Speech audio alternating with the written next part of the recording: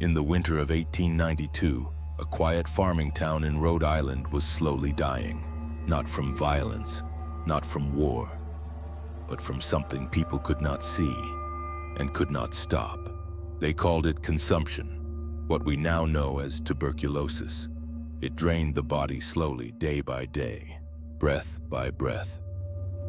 Families watched their loved ones fade, grow pale, weak, hollow, until nothing remained, and no one understood why. Inside one home, the suffering felt endless. The Brown family had already buried loved ones. To the sickness, first the mother, then a daughter, and now another child was wasting away. Each death felt the same. Pale skin, weak breathing, slow fading life. But something disturbed them deeply. It didn't feel like illness.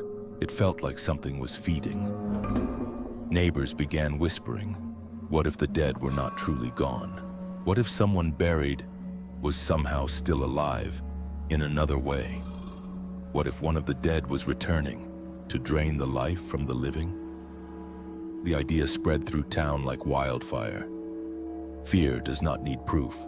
It only needs grief, and grief was everywhere.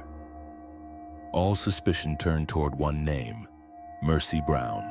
She had died months earlier, but unlike the others, her body had been kept in a cold, above-ground crypt, preserved by the freezing winter. When her brother began growing weaker, the town believed they knew why. They said Mercy had not truly died. They said she had become something else. Something that fed at night, silently and visibly returning from the grave to drain her own family. The father resisted at first, but when your child is dying in front of you, reason becomes very small. Like and subscribe. Fear becomes everything. So in March of 1892, the grave was opened. Villagers gathered in the cold air, watching, waiting. The coffin was opened, and what they saw terrified them.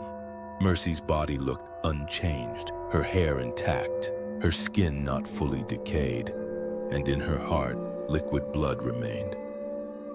To modern science, this was natural preservation from winter cold, but to them, it was proof.